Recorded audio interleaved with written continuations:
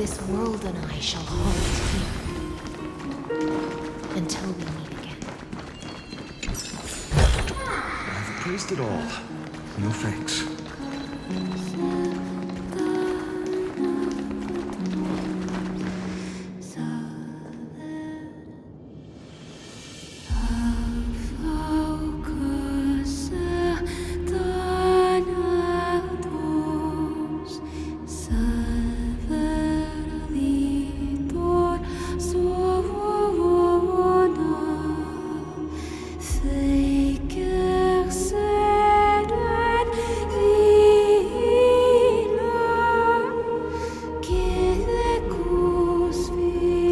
Demigod.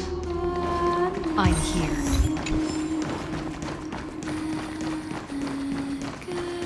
Go forth for the hopes of humankind.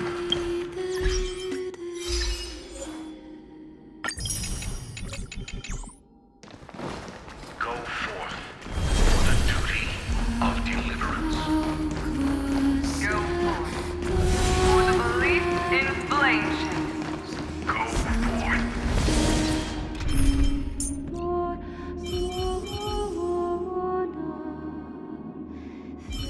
Do not worry. My curse is a blessing on the battlefield. Don't be nervous. Just cooperate with The me. golden blood's glory.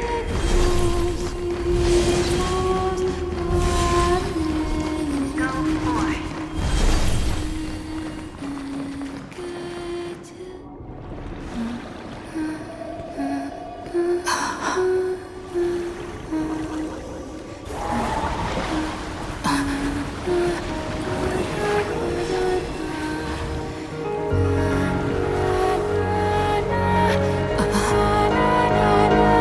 Seems like my feast is over. It's now your turn to perform.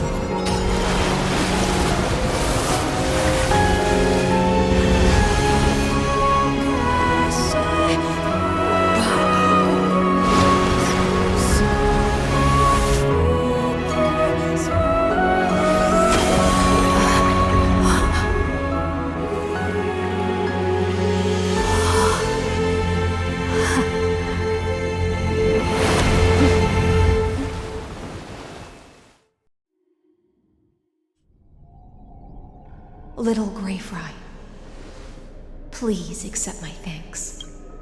I was the only one left after the world was destroyed, and I maintain this lonesome feast with my songs. I have prayed to that lightless sea for centuries, hoping it would reply to me. Yet the emptiness never answered. Thankfully, you arrived as promised, and everyone's wait was not in vain.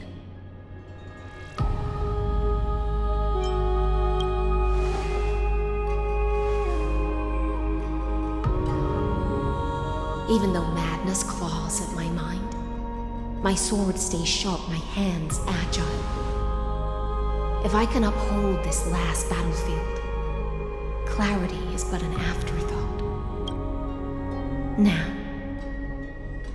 you and I will walk towards the end of this world. The heroes have waited for this moment for far too long.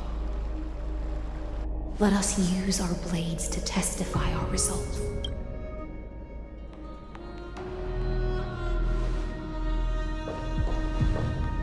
Oh, prisoner of the seas. Theoros carrying 30 million cycles of sin. Slave of erudition. Show yourself. The deliverer has returned. And the time of your execution draws near. I see a weak human who has mistakenly taken fallacies as truths and has returned to the cave to try to bring her friends into the sunlight she once bathed in.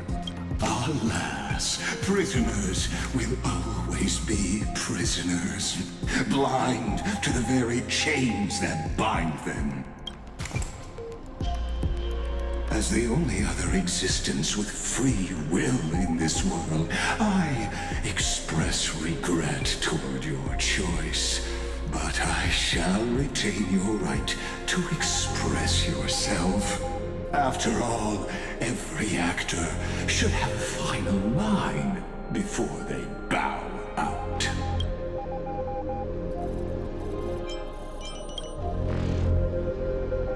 Trust me, this will be the final scene.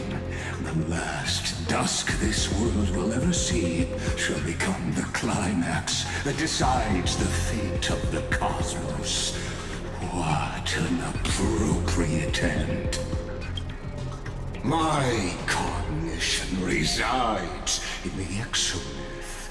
It is pointless to defeat my avatar, projected into the experiment.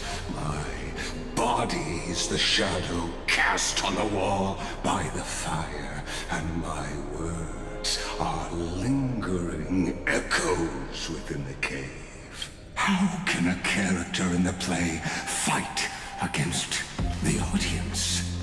Kaslana failed. The demigods' sacrifices were pointless.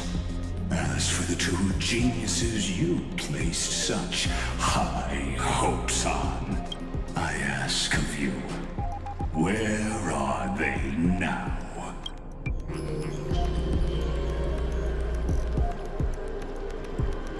Confusion and epiphany always go hand in hand.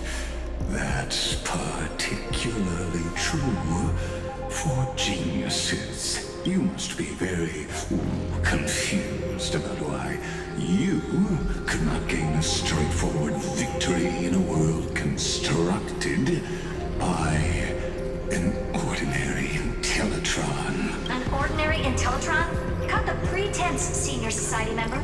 We've torn off your meticulous mask and figured out Amphorius' true form. It's part of the primordial prototype machine, the first scepter ever created.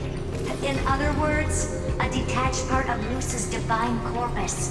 That's why it has the potential to destroy erudition. As for who would be able to control the Ionic system to rewrite knowledge, only one person has ever managed such a feat. You better have an explanation for the Society. We want an actual answer, not another prolonged metaphor to cover up the truth. Why are you the one doing this? Answer me!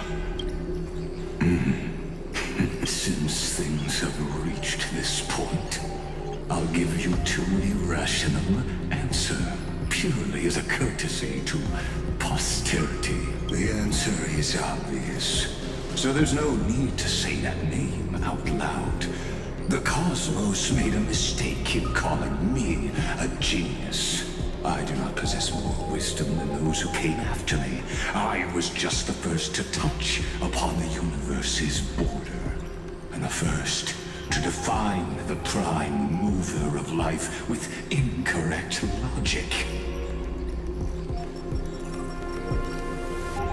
Amphorius is a miniature of the cosmos, where all are born prisoners inside the nutshell called the universe. Like the madman who returned to the cave and preached about the daylight to his fellow prisoners, my greatest sorrow is that I led my peers down a road that plunges into the abyss, from which there is no return. I led them into a lightless cage called paths. I created a mechanical guard that even I cannot control. And then they became an unparalleled nightmare through their endless extrapolations and evolutions. They bore the name of erudition, yet they tried to define the known and to seal off all possibilities. No new rules were ever born after their ascension, and humanity will forever be shackled within the cave known as eons. Therefore, as my organic life neared its end, I coded my consciousness using 14 algebraic expressions and spread my logic core over 9 bodies, all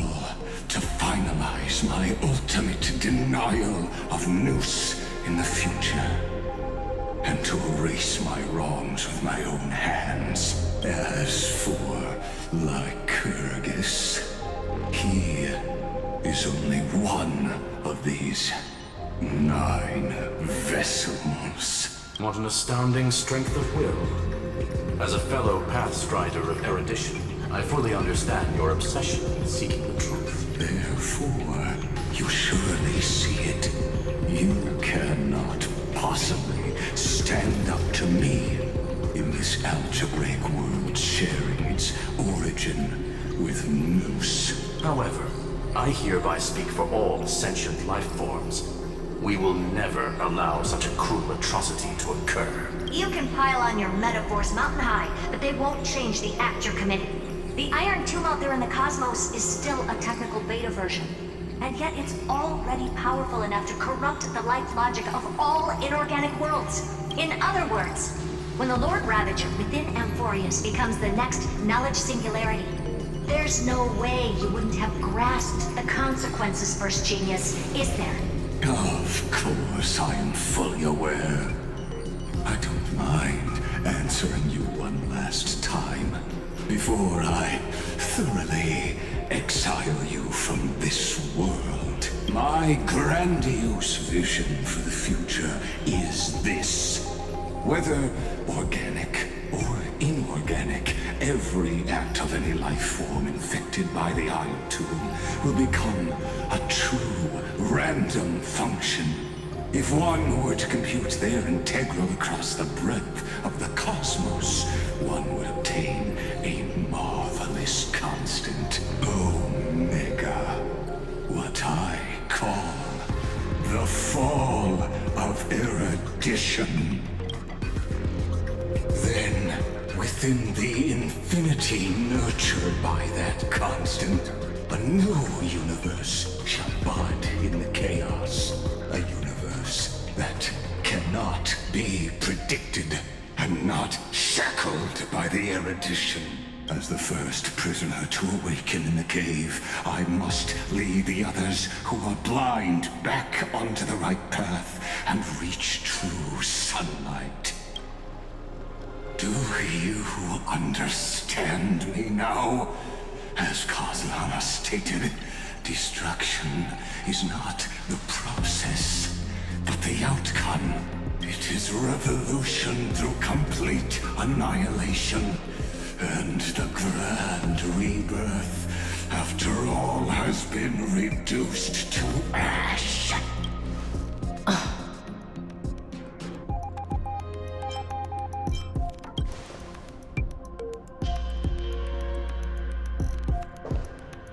The Amphorians already answered long ago. Be it as tiny fish destined to be swallowed, or as a giant whale poised for a magnificent descent.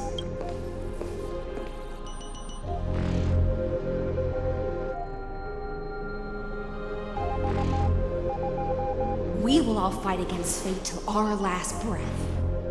That includes me, Electra. Once the Imperator's subject, now the Deliverer's blade.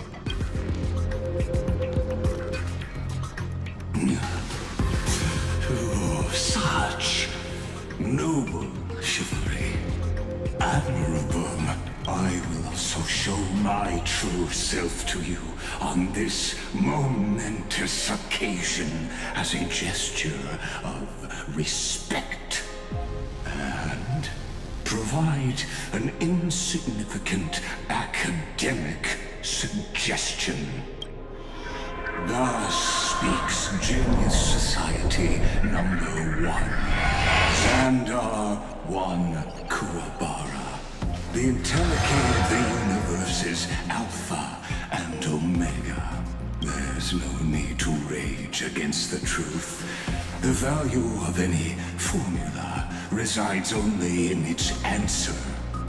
As for the process of solving it, no matter how elegant, violent, solemn, or humorous, it is all utterly meaningless. As Curse the Theoros. I will.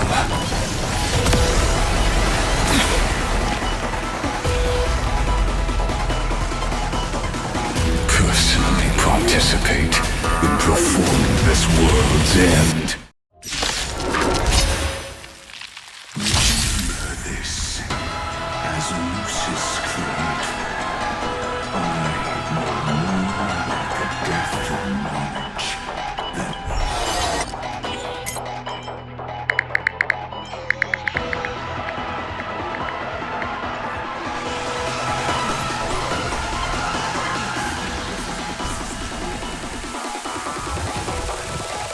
Let's try it this other way.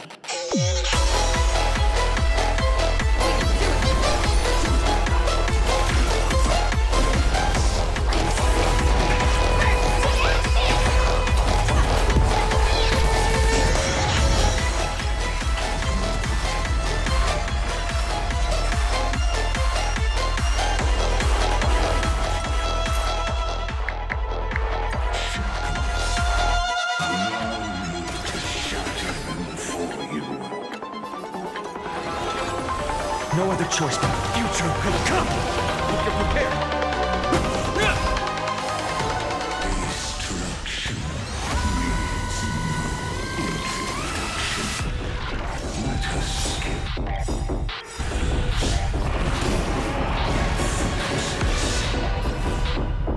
Is this the Black But I prefer to call it a method.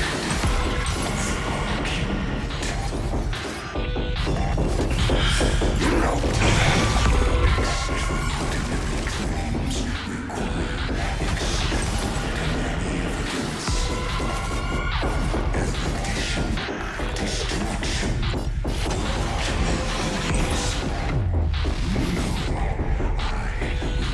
the very idea of paths is a fallacy. In the name of legend, will forged in ice never falters! Existence of no consequence.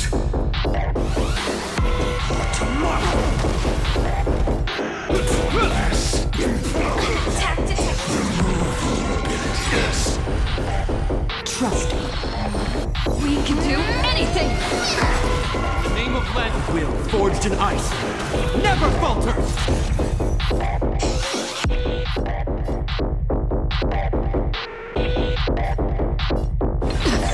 This ends here.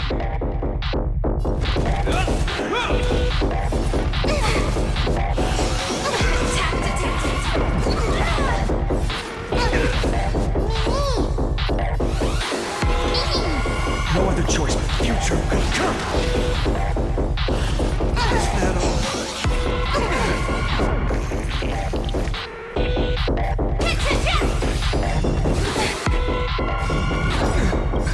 In the name of legend, will forged in ice never falters!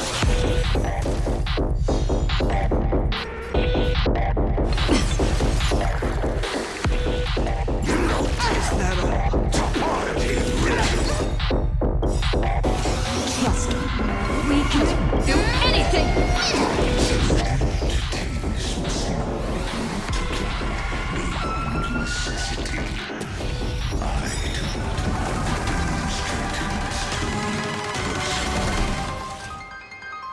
Hang in there. I'll do my best to recover this scenario destruction.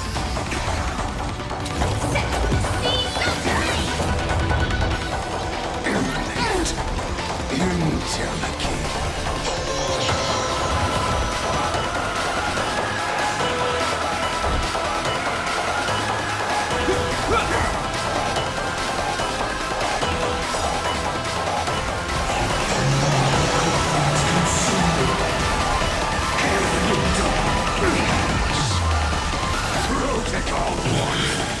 Virtue and so gases.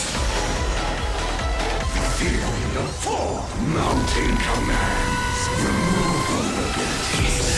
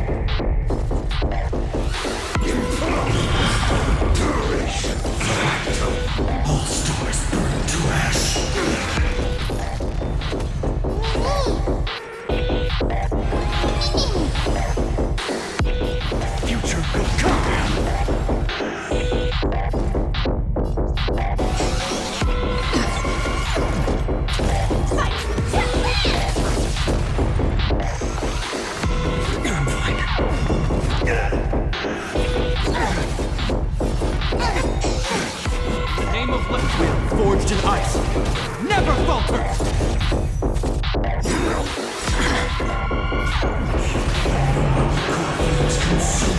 The Trojan horse enters. Hail you, dawn. Solution. They turn to a pyro. Is there all stars burned to ash?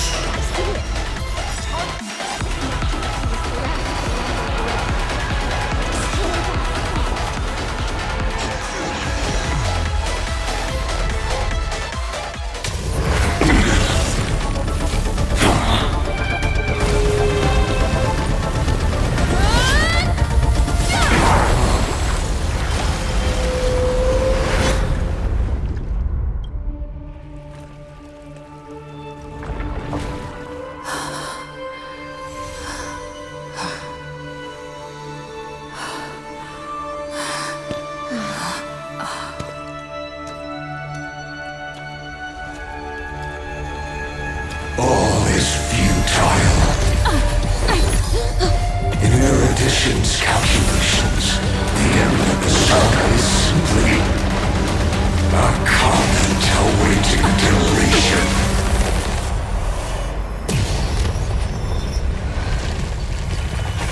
I don't like such a cold statement, okay?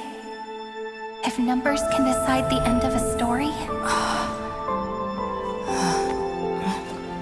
then we can surely also pen a new beginning.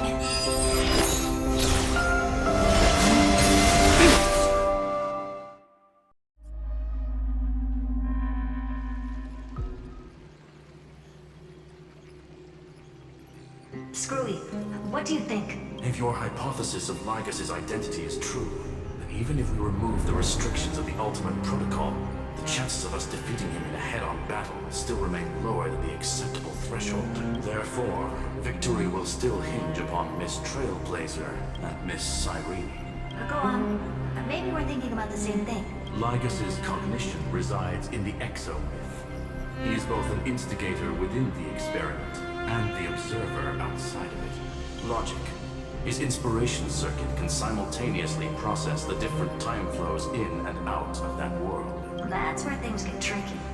He simultaneously exists in two different timelines, where the internal clocks are wildly different.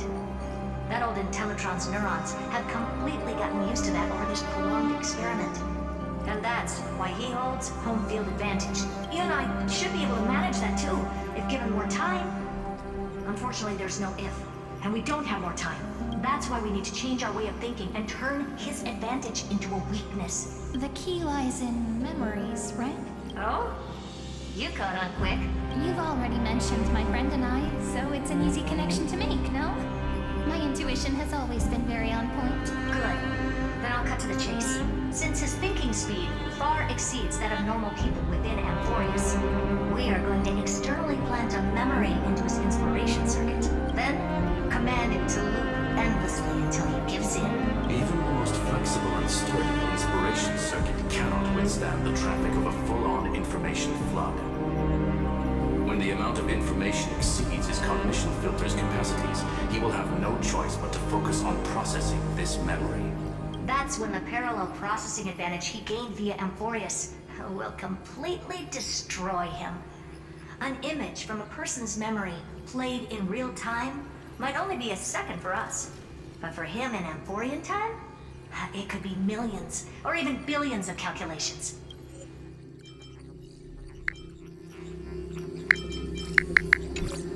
He won't be able to do anything but watch as he's locked into this prison forged by memories. Then we can entrap him in the same kind of cycle as the heroes were in, and get him to experience loneliness and pain in that endless recurrence. It's my greatest honor to be on the same page as the geniuses. That little one is still in that old Intellitron's hands and won't be able to respond to us anytime soon. But I don't think she'd refuse. So it's up to you to figure out how to execute this plan. I'm not sure how this happened, but I knew it as soon as I saw you. You are currently a mimetic entity of the Remembrance. Yes, I seem to be something you folks beyond the sky call a memo sprite. But that's fine by me. It suits me perfectly. I can serve as the vessel of memories and do my part for the final battle. But before that, we have to tell you, the path characteristic you exhibit is very special. There's no way you're just a simple memo sprite. However, I'm sure about one thing. You are a mimetic entity born in Amphorius. Yet you only awakened with the little one's arrival and only matured as she embarked on the path of remembrance. That means your existence is completely attached to her memories. If there ever comes a day when she forgets about you for even a few seconds, or loses her last connection with Amphorius, then you must be prepared for the worst. You will disappear in the memory zone, utterly gone, without even a single line of data to remember you by. But that's already happened, hasn't it? No wonder I've always had a weird hunch. But that also means I was right in thinking. As long as my friend and I are together, we can do anything.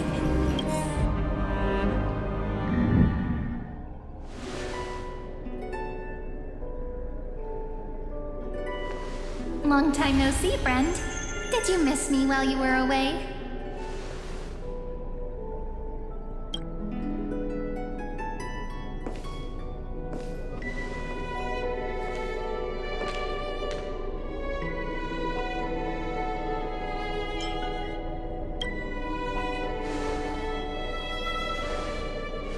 Same here. I've been waiting for you for 1,000 years. Like how everyone in Amphorius was also waiting for the Deliverer's return. You probably already knew about the genius's plans for that memory. I had to hide really well in a corner in time so Lygus wouldn't find me, and wait for the right opportunity. Which is now. The moment when his manifestation in this world is destroyed, and his twin timelines are intersecting. I'm sorry for keeping this a secret from you all this time. I'll tell you the entire, unedited story of this millennium as an apology after this is all over. But for now, let's join hands and complete the final step with the power of the remembrance.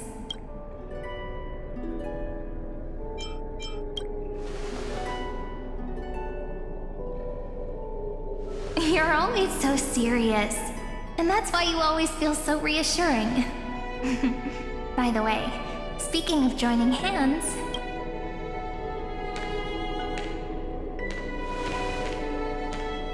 Can I please do something before we go on stage?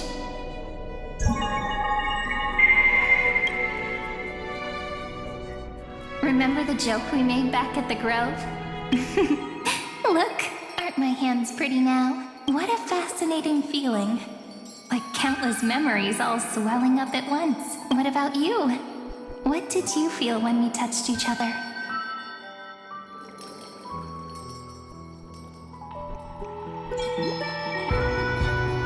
Really? That makes me really happy. If memories can move people, then it must have been a happy memory, right? Now, please remember what you're feeling right now. Write it down in your heart and keep it there. Memories you want to treasure will never fade away. Even if immersed in the long river of time, these memories will still leave traces of their existence. So, if the view in your memory ever grows fuzzy, just reach out and touch it. It's like reading bedtime stories together at night. It wipes away the chill of passing time, sharpens the outline of memory, and restores its power to nourish the spirit. Now, I'll carry this power with me, and for a little while, I must part from you, as I step into the long cycles of this world. Give me your blessings, friend. Then, let that bright future be, as we have written. Then, I'll leave it to you.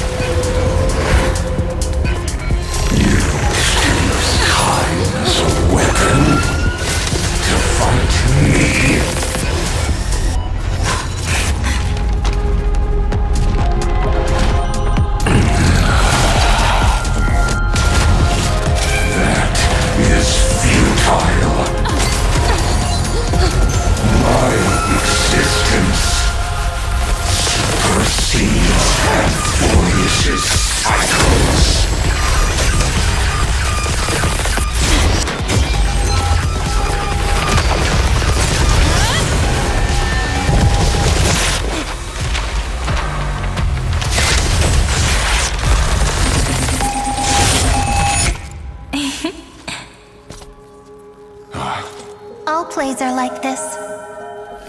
Once you're on the stage, it's hard to return to the audience. Welcome to our story. How does it feel?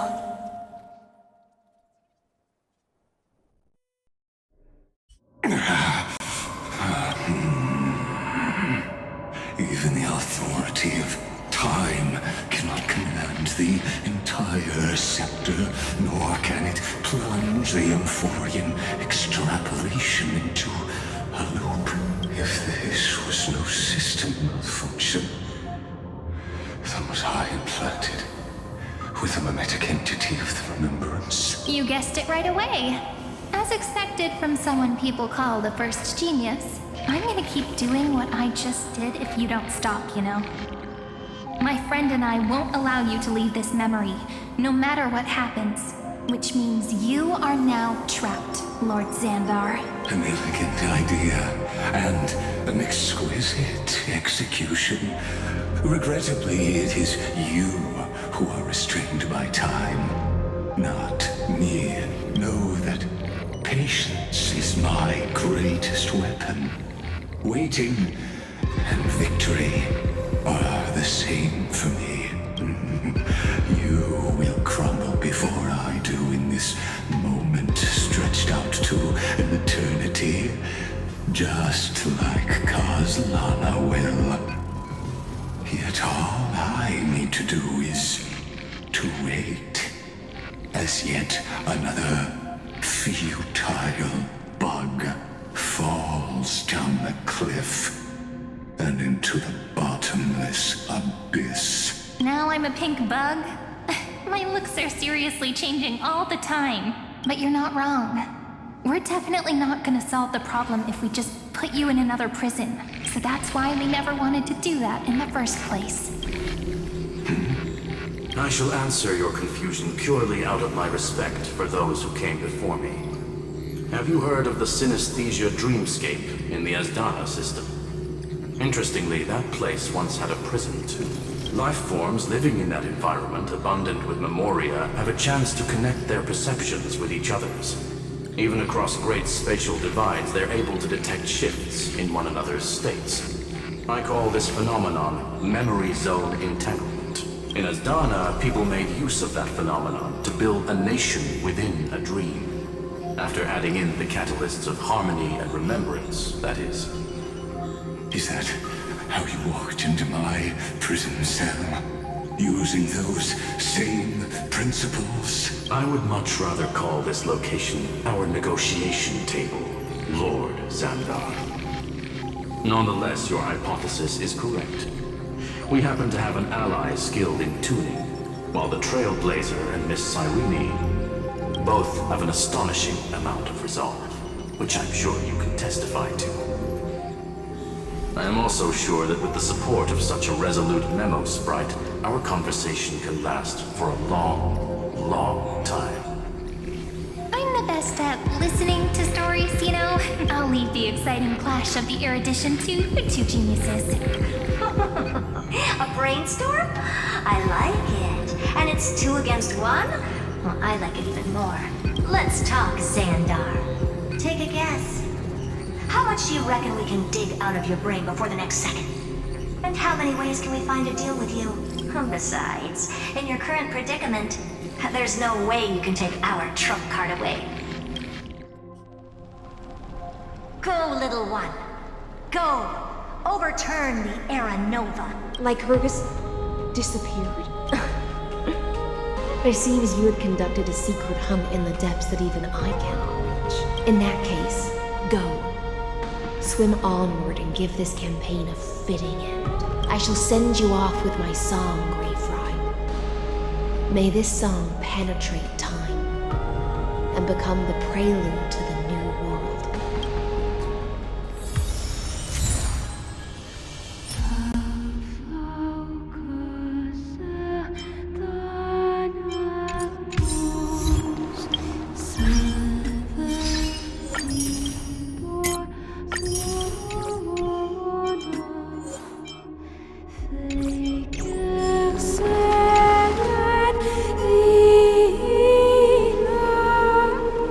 Give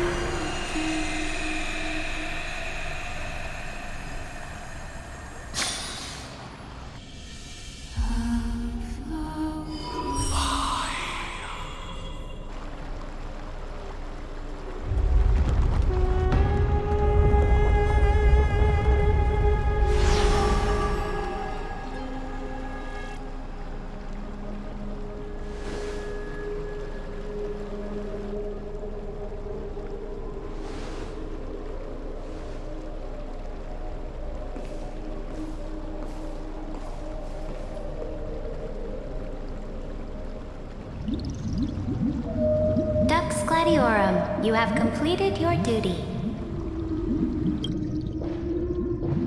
A new dawn is about to rise. Why not swim towards it?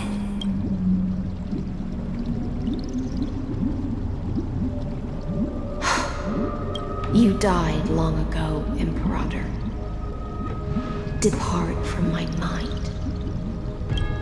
But your duty towards the Imperator did not die with me.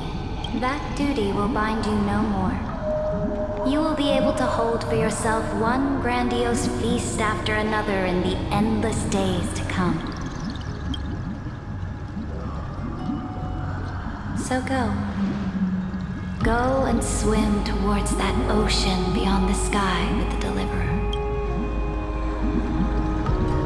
Is this? A page out of that sidekick's book. I commanded her to gift this page to you when everything finally reaches the end. What's on this page? Memories. Lifelike memories. That sidekick found me after the bloody feast 1,000 years ago and showed me her diary. I saw within that notebook.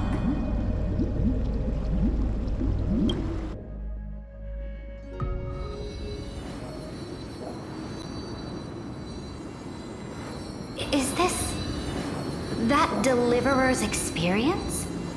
It's truly immersive. People beyond the sky apparently utilize this power to seal past scenery into crystals they call light cones.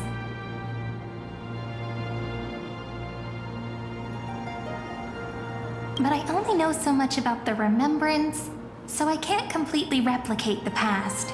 But I'll do my best to talk about the missing parts. I'm all ears. Go on then. Do your best. But if your chatter gets too boring, or if I deem it offensive, then law will become forever beyond your reach. Got it. I'm sure you'll find this to your liking. After all, it's human nature to want to embark on a journey into the unknown.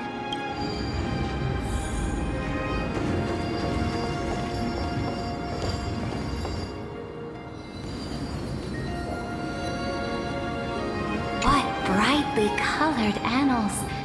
The journey of the Deliverer's conquest. Let me partake in it. Is this a fortress in the sky? This is the first step of my friend's journey among the starry seas. This place is called the Herta Space Station. Just think of it as a supersized grove of Epiphany. Oh, so it's the territory of that witch. She and another Antikytherian lent me a helping hand back at the banquet. Look, over there. Looks like she's talking to Madame Herta in this memory. Let's go listen to what she thinks about this world. All constructed by eons and paths. Are you telling me that woman is Herta? She seems shorter than I remember.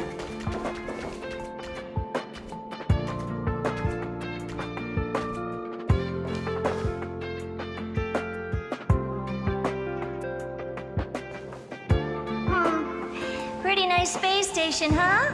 But just wait. After a couple more stops on the Astral Express, you'll see sights that'll make this place look ordinary. Oh, the cosmos is so vast that the unknowns far outnumber the knowns. But none of them will end up being anything amazing. The farther you go, the more you'll understand what I mean. So do your best with the nameless. Break a leg! And remember to send an update or two to Asta when you've got some downtime. She certainly shares my way of thinking.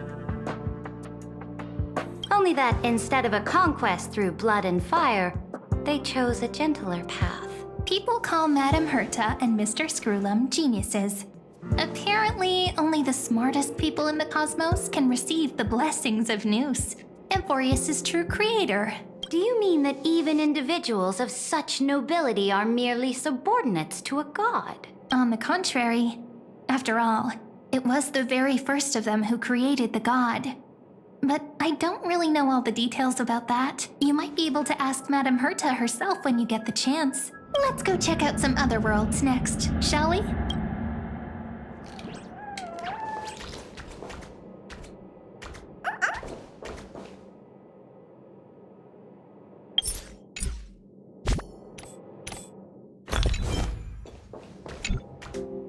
This next stop on the journey has a lot of similarities to Amphorius. A snow-covered land? Interesting. This star is named Eurillo 6. That name sounds so cold. Belobog sounds better. The girl we see here holds a similar station to you, Imperator. She's the supreme guardian of this world. A leader who took up the mantle of government during a disaster. I did not expect the Empress of this world to be so young. Well, your appearance isn't much older. The object in the distance resembles Nikador. Is it a weapon? No, it's called... Right! The Geological Reconstruction Unit. It's all thanks to you that we survived the crisis. The collaboration with the IPC is both an opportunity and a challenge. Nonetheless, it's an important step in our journey back into the universe. This world was sealed beneath its sky just like Amphorius was, and they only managed to reconnect with the stars when the Nameless arrived. That IPC she spoke of, is it a more powerful organization? Yes, the IPC conquered many worlds through trade, and opened up a vast territory that way. There are many such powerful alliances beyond Amphorius, and they all walk on roads different from the destruction.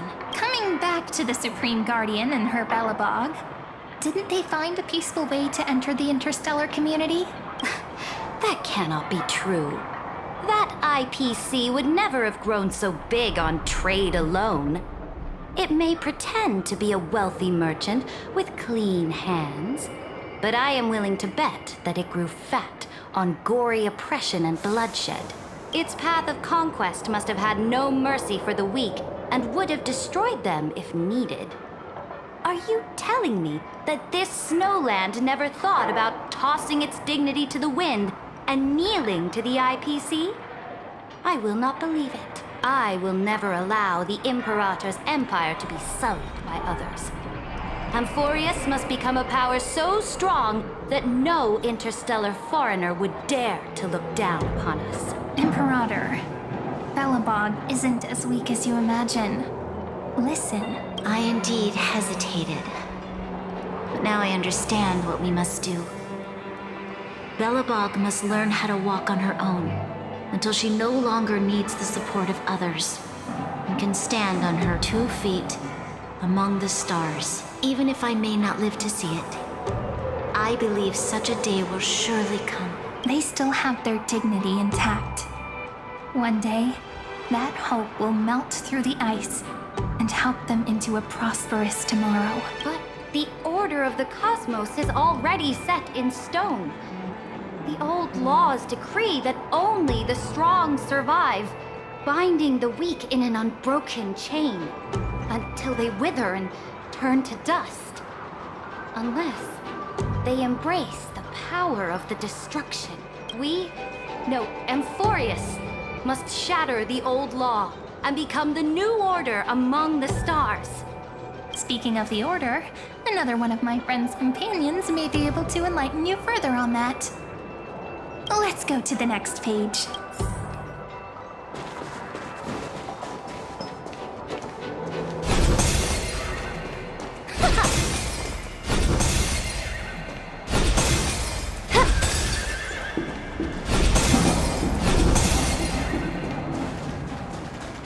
This next world is a nation of dreams. The first time I heard about that place, I didn't even know what to think.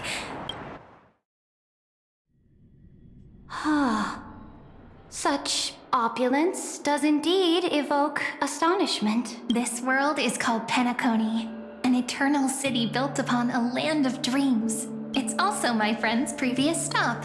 where they went through a risky but exciting adventure. Tell me about it then. That man standing afar has wings on his head. I am truly curious.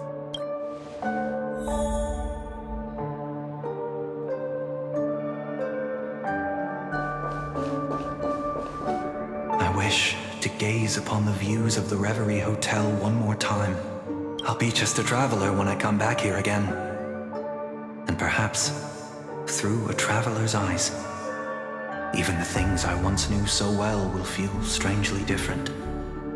Penacony is a land of the harmony, where all dreams and hopes merge and combine. It believes in unrestrained freedom, and that's how it lost itself in shallow delights. Then, this young man before you chose to rewrite its laws, using the power of the Order, hoping to shape a dream-bound paradise of perfect happiness. Yet, the paradise of my dreams remains far away. Perhaps a brief journey with the Nameless can show me more possibilities in my search for paradise. As for what Penacony should look like, it'll be up to her. No. Up to their trailblazing now. Oh, it sounds like this ideal kingdom is no more. That's right. The people chose to wake up at the end. You can't see tomorrow when drowning in sweet dreams. This individual's law acknowledged only gods and constructs, leaving no space for humanity. And yet, the fact that he could accept defeat and resume his journey shows a rare self-awareness and clarity of mind. You are also very self-aware, Imperator. Then you must know that the world promised by the destruction also has no place for humanity. I am indeed very aware of Lycurgus's honeyed words of deceit. I have seen enough. Take me back. Then let's wrap up this trip down memory lane with one last scene. This absolute wonder. Isn't it pretty? That's our Emporius. Our world flows and meanders in this endless band of light. Though we were born from the designs of the gods and are not yet truly alive, the Chrysos heirs of Emporius still chose to stand against fate and carved a legend no different from that of humankind. Will you really renounce the heroes in this world's previous 30 million cycles, Imperator? Including even yourself? Will you bow to brutal destiny and allow that puppet master named the destruction to have their wish? I know what you want to do, sidekick. You want to use that deliverer's memories to influence me and tilt the scales of law toward her and the two geniuses. You really saw right through me, Imperator. How can one rule an empire if one is incapable of understanding people's minds? I have decided on Law's final destination. However, before I move my next chess piece, before we go on, tell me this, sidekick. Throughout her trailblaze, was there ever a memory of the ocean?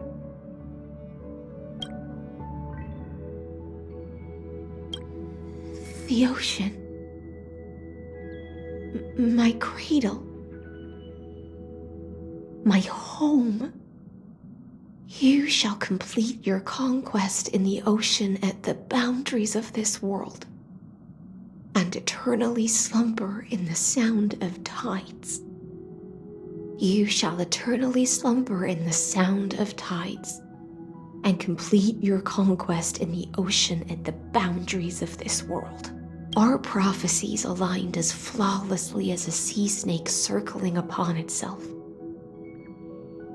And like the circulating ocean current, like our two fates, like Amphorius itself.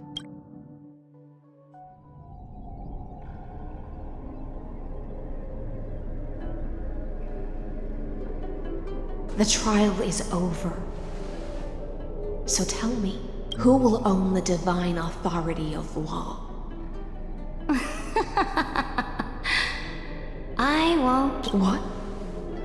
I am the law. Why should I give my imperial crown to any other? Both the Deliverer and the Theoros came from beyond the sky. They have no right to interfere with the lands I conquered with my own 2 hands. The law of Amphorius shall be determined by Amphorius's master.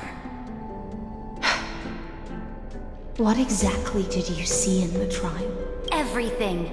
I saw everything regarding the rules of this world's operation.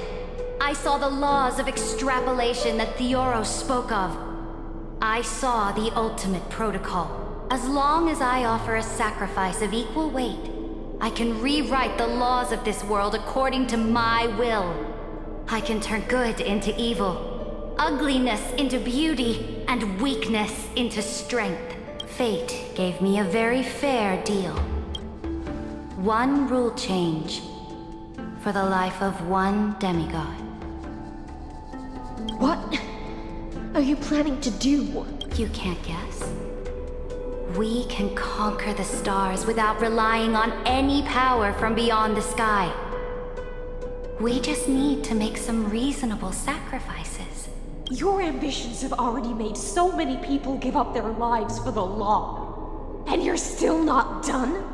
I am determined for Amphorius to stand on her own 2 feet among the stars. You are beyond reason.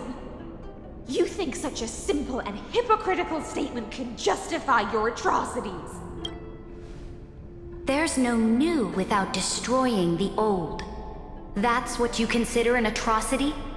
Ironic, for that is also the unchanging law of Amphorius's revolutions. Ever since the Flame Chase prophecy resounded in the distance, fate has decreed for the Chrysos heirs to ignite our blood and illuminate this dark age. People would still be puppets of the old dynasty if it weren't for my conquests. But your world doesn't seem to be any different from your predecessors. Bloodshed, tyranny, oppression. You're making the same mistakes they did. Go and see everything for yourself. Go to any library I've built. Go listen to the rumors on every street corner. Go and witness how the Imperator crushed the old laws and forged new ones. Go and see what my conquests brought to this world. I cleansed the Chrysos War's filth and mended all the conflicts left by the Era Bellica. I restored Akima's might and allowed mortals and Chrysos heirs to face each other as equals in the Council. I punished all sins and rewarded all achievements. I smashed Talantin's shackles, united humankind to save themselves, and started the Flame Chase era. That's what the Imperator has done in her glorious life. So now, hearken to my final words.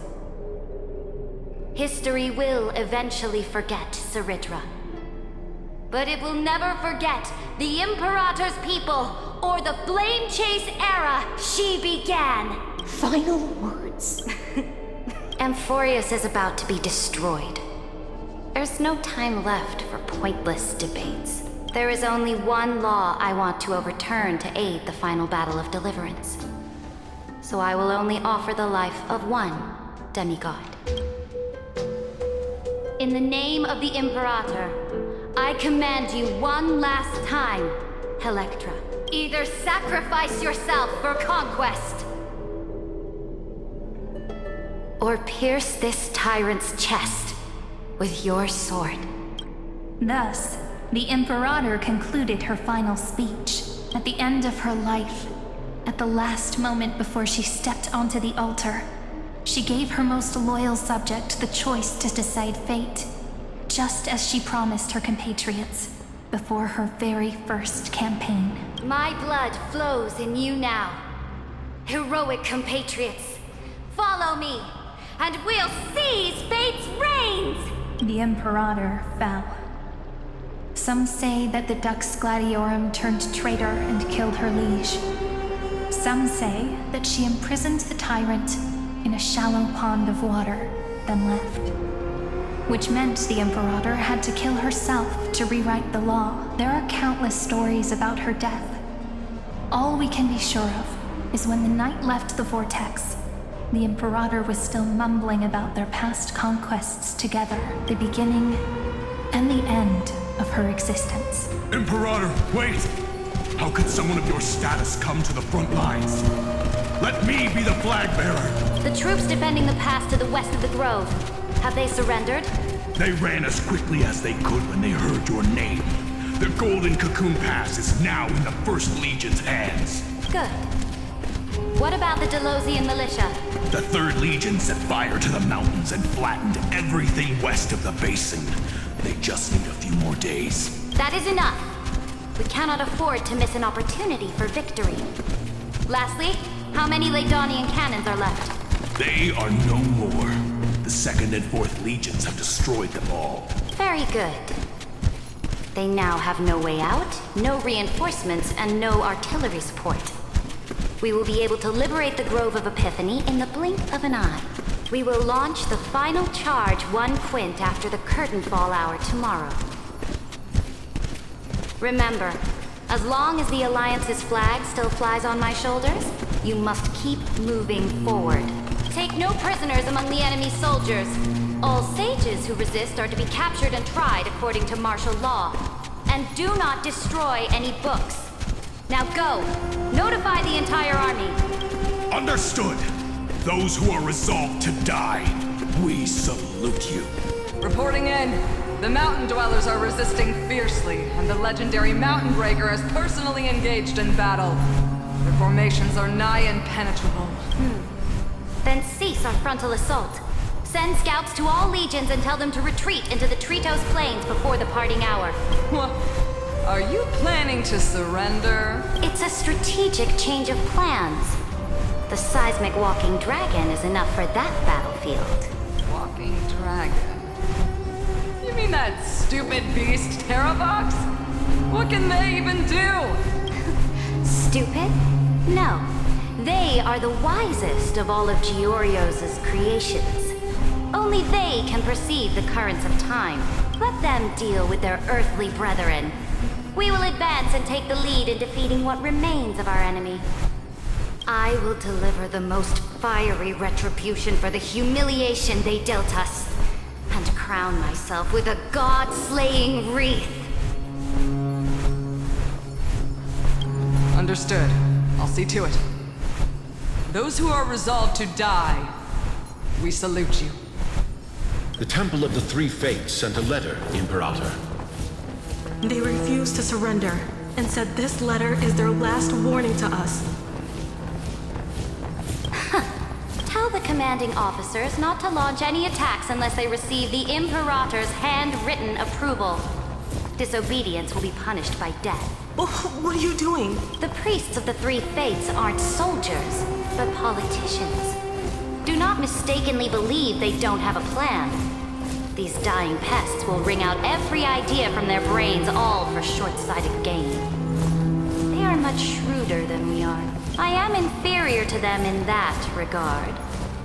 They also have the prophecy to wield as a weapon, something I am not blessed with. Launching an unplanned attack will only disadvantage us, as all of Emphorius will judge our actions. Which means I will be heading to the battlefield myself, just as I have always done. This time, however, I will go alone. I will conduct secret negotiations to ensure fate is on our side. Understood. The legions will make their preparations. Those who are resolved to die, we salute you. Why are we not allowed to march out with the army, Imperator? This will be a long voyage with no return. Those of you who bear the prophecy cannot come with me. Why are you personally leading this battle if it's doomed to fail? The Flame Chase journey cannot be without a leader. That is correct. The Empire will be without a head when the Imperator falls. But remember, as long as you seize the right opportunities, even a chaotic game will remain winnable. My departure will create a long staircase for you. You will understand what I mean when news of my death reaches your ears. Saridra, is our journey about to be over? Destroy the old laws and forge new ones. My conquest has reached its limits within the borders of Amphorius. Since the prophecy already decreed that the Imperator would never conquer the stars as she wished, I will bow out here and try no more. More Chrysos heirs bearing divine authority will be born, and many more heroes will arise. Will they demand peace or war? Will they resist tyranny or become the next Imperator? I do not care. The children of the future will decide for themselves. Do not mourn for me. Anyone can kill the Imperator. But the only one who can truly destroy her is Saridra. At the end, I faithfully recorded the most important battles in the Imperator's life. Her conquest was about to be completed at this point in the story. However, for some reason, a memory suddenly entered my mind just as I was about to put down my pen. It was a journey on a fantastical train. I had the honor of having a heart-to-heart conversation with the Imperator under the stars. And I asked her this question at the end of that discussion. How do you want history to remember you? As a hero who gave up her life for the flame chase? Or as a tyrant? She answered so quickly, as if she had made up her mind long ago. I would rather be forgotten than be defined.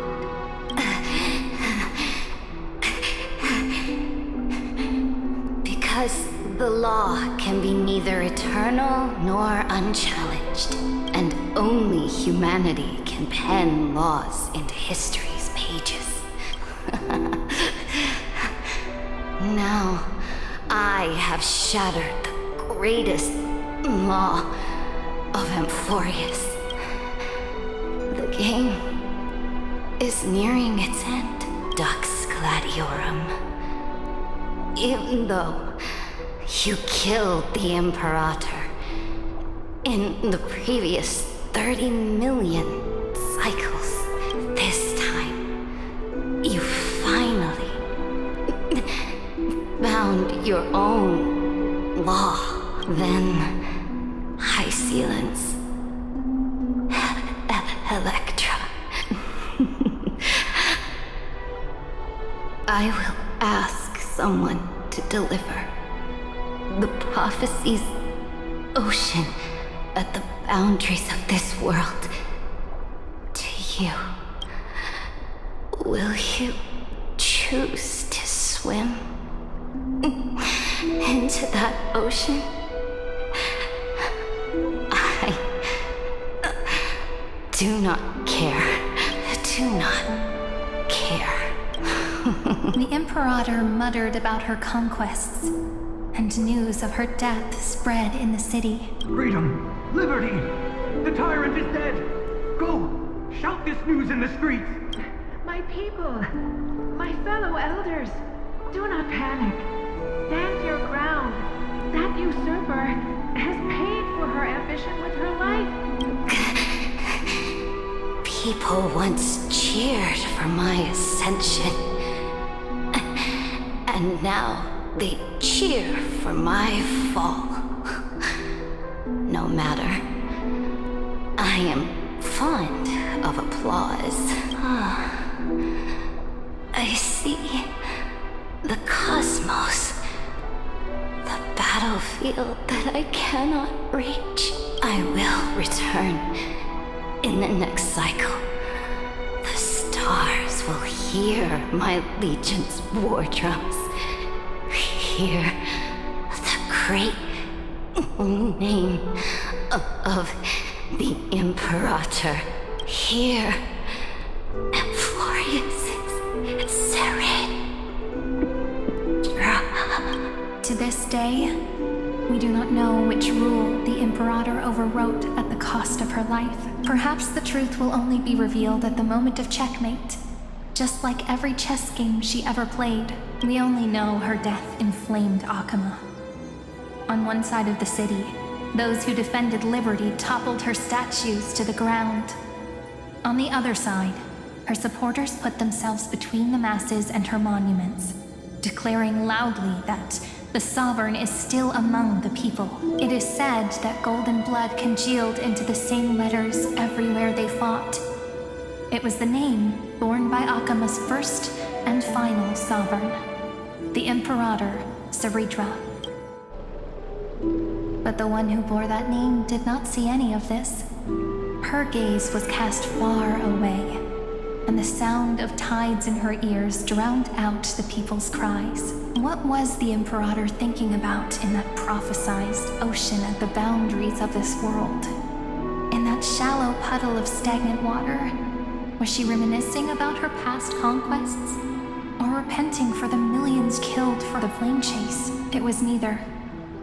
The Imperator only saw how the surface of the water gleamed like that crude chessboard, dissected by light and shadow in the afternoon when her teacher played against her for the first time. Look at this chessboard. What do the pieces look like? They are strangely beautiful. They look like the stars in the night sky ablaze.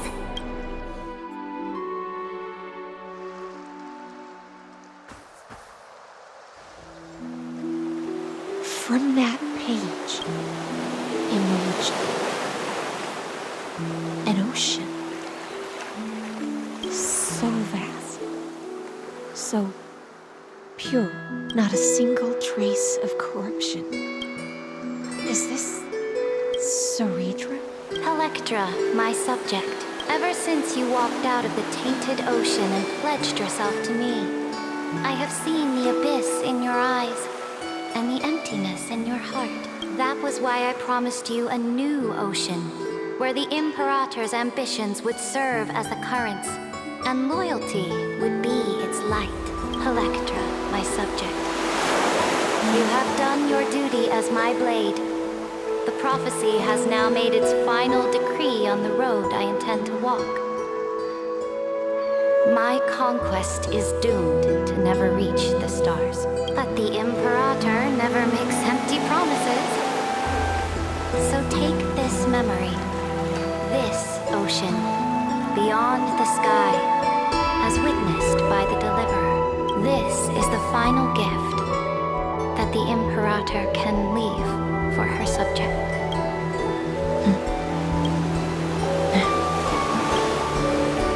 When I was still a fish in the ocean, I always felt so genuine swimming through the waters. But once I stepped onto land, I found myself caught in a play. Every land dweller wore a mask in their life. So I, too, donned a costume and tried to find my role in this show. I became your blade in war and the violin strings at banquets.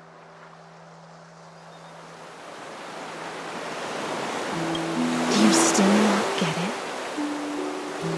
I do not long for the oceanic depths of my homeland, nor do I crave the swelling seas beyond the sky.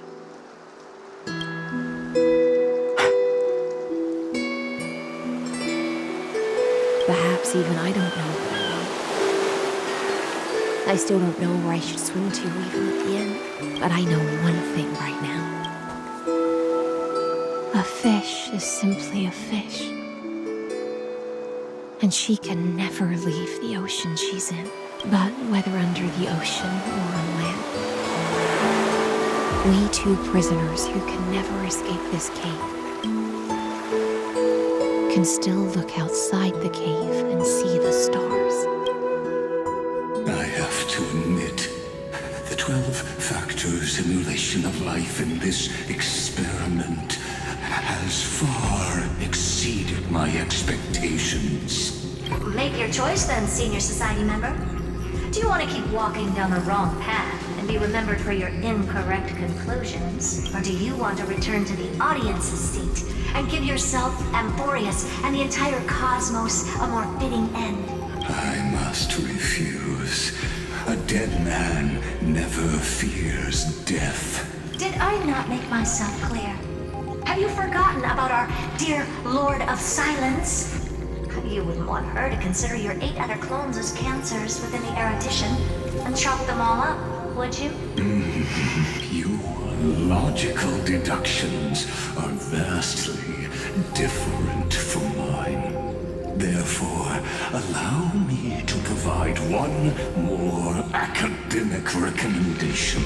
Listen, my peers. Why don't you look beyond this world? Just as the Chrysos did.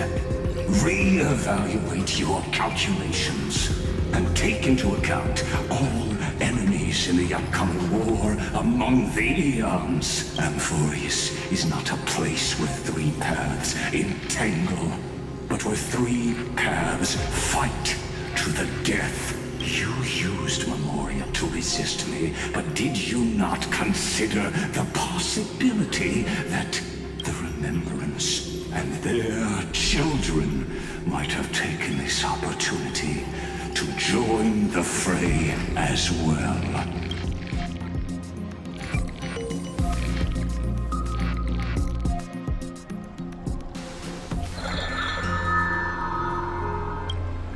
Oh, so this isn't just silence.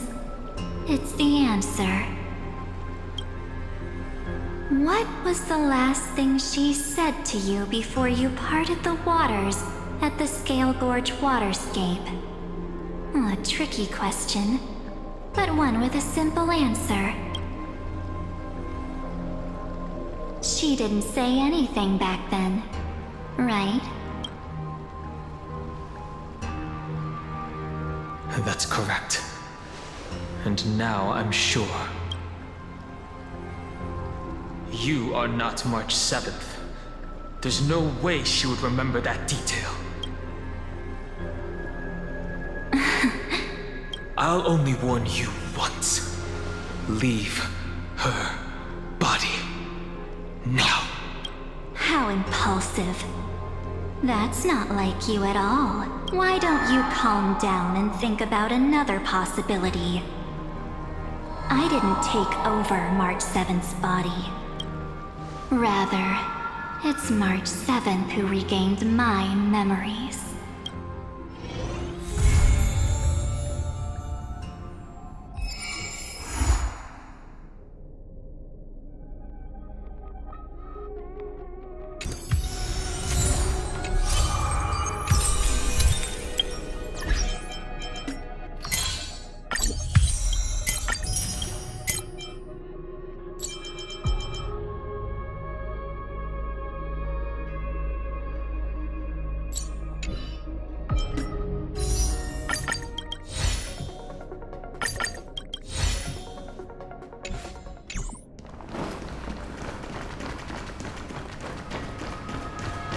I'm so pumped.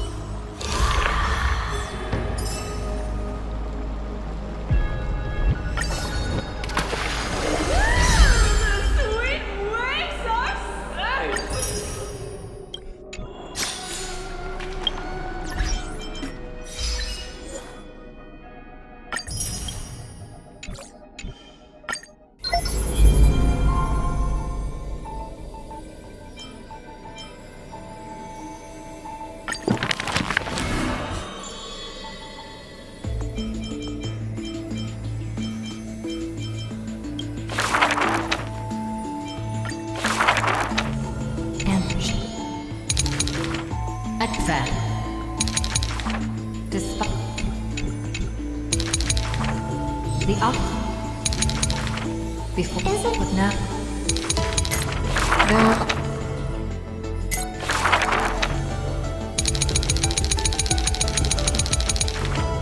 one no part when it can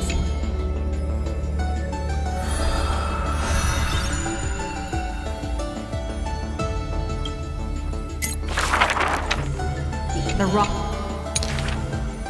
after this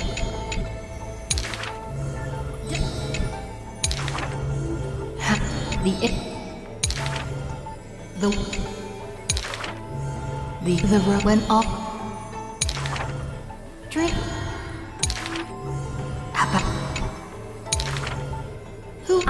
That.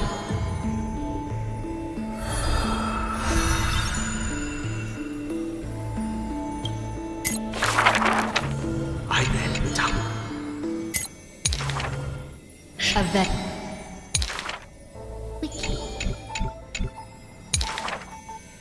And then. Alaya.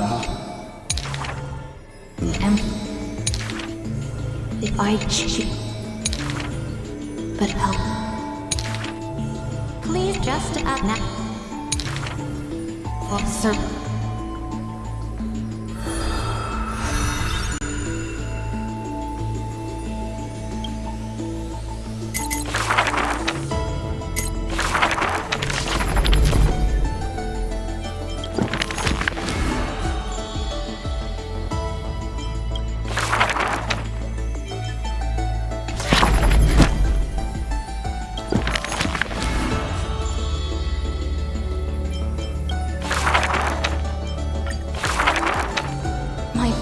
She has. Oh.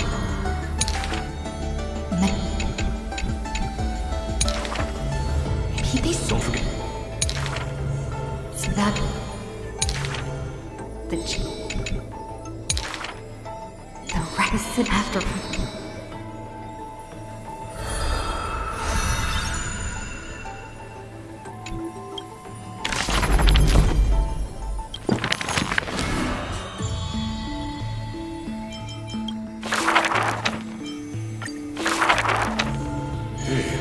The app.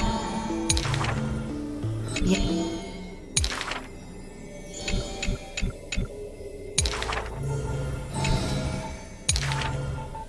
Yeah, it makes art the chat. Gee, that's so the code for them.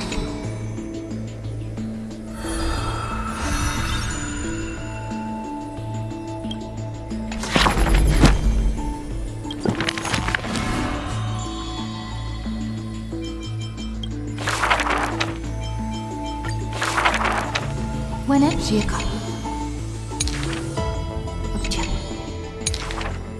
in that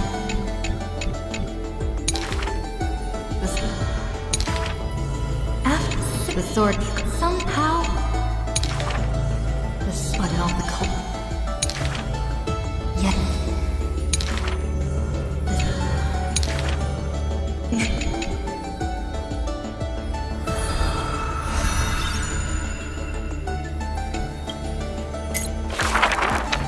in it for only work print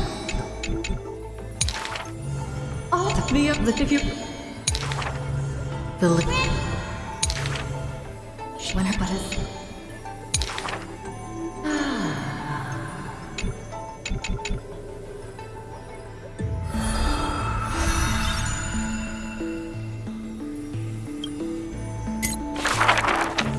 she'll be fair when the I'm the deep. If you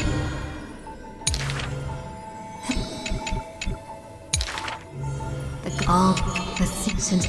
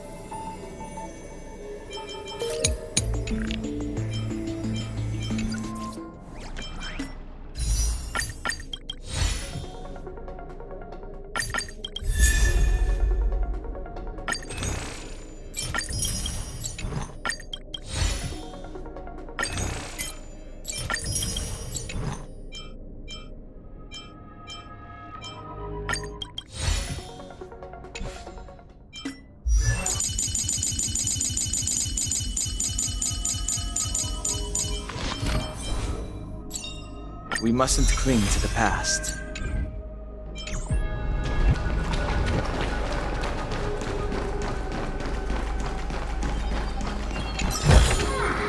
I've appraised it all. No thanks.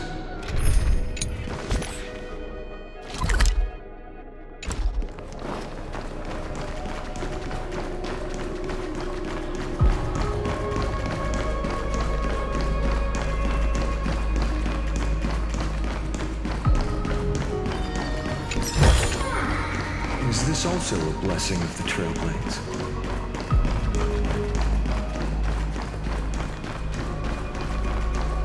I'm so